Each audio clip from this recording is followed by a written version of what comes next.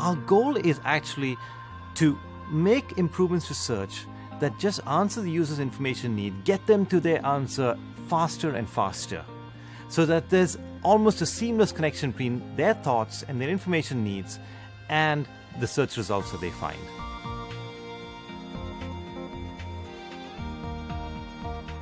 Well, Google was started based upon algorithms that Larry and Sergey developed in Stanford called the PageRank algorithm. And they used that algorithm to indeed build a very novel way of searching the web. What was happening at that point was there was this huge explosion of content on the web, a bigger explosion of information than had ever happened before, and it was getting increasingly hard to find the piece of content you wanted. In the beginning, we didn't have any advertisements at all. And as we went to add advertisements, it was very important to us that those ads be as relevant to the search as the search results themselves. And it was also very important to us that they be distinguished from the search results. There was a clear separation between ads and search from the very earliest times. Search had one goal and one goal alone: to provide the most relevant information for the user in the fastest time possible. In 1999 and 2000, we had a search engine that worked wonderfully, and it worked wonderfully for web pages. But one of the things we saw was as Google got better and better, users expected more and more from it. They didn't want just web pages. They wanted the best possible information available, be that a picture or a book. And so we started looking at how we could search new and other forms of content. And image search was the first of those, because we know that a picture is worth 1,000 words. And there were a lot of times when people would say, what is turquoise? We got to search, what is turquoise? And there's no way to answer that question without a picture. When September 11th happened, we as Google were failing our users. Our users were searching for New York Twin Towers, and our results had nothing relevant, nothing related to the sad events of the day. Because our index was crawled a month earlier, and of course there was no news in that index. So we placed links to all the news organizations like CNN right on our front page saying, please visit those sites to get the news of the day because our search is failing you. My friend Krishna and I were attending a conference at the time, and Krishna started thinking about the problem, saying if we could crawl news quickly and we can provide multiple points of view about the same story to our users, wouldn't it be amazing? That was the birth of Google News specialized search service. Well, in 2002, one of the trends we started to see was that the web had become a lot more rich. More images, more video, different kinds of content. And we started to realize that our users expected Google to be able to find something if it existed on the web.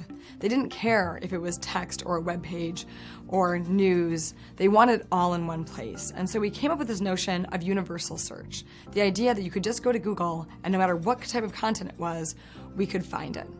One of the challenges that came up in universal search is that we were really comparing apples and oranges. You can imagine these apples are web pages, and you can imagine an orange would be an image. When we look at ranking images, we know what the aspect ratio of an image is. How big is the image? How many pixels this image is? Is it a black and white image or a colored image? And all these signals are only relevant to images but are not relevant to web pages. And that's why universal search was such a hard task when we did it, because the science was not fully developed. We basically ended up putting things either on the top of the page, on the bottom of the page, or somewhere in the middle, because we didn't have a finer grained way of looking at the relevance, especially across different media types. And over the years, we developed our science tremendously. And today we are beginning to place several kinds of information in multiple positions on our result page as our algorithms get better and better. Our goal is to make it so that the improvement we make is so much what you wanted and fits so cleanly into the flow of what you're looking for that you almost don't notice that it's happened. And looking back at it, it seems obvious that that's the way it should have always been in the first place. When you do need a specific bit of information, Google tries to provide you exactly that using our quick answers. For example, take sports scores. You kind of want to know what the score is right now. You want to know how tall is the Empire State Building. Well, we want users to come to Google and get their information as quickly as they possibly can. And with Instant, you don't even have to type in your full thought. You don't have to hit enter. You can type in something like bike H, and we'll just show you the results right there before you've even finished your thoughts.